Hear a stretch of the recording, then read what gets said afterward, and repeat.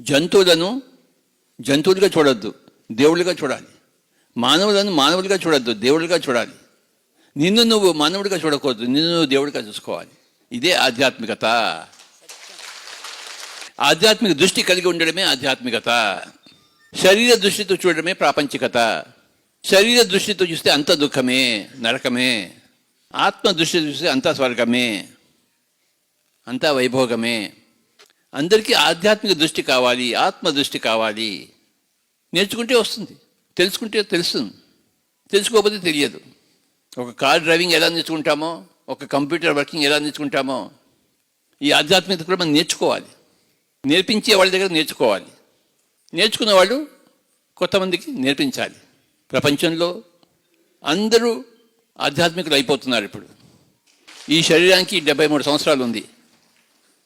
నా చిన్నప్పుడు ఎక్కడా ధ్యానం లేదు బాబు.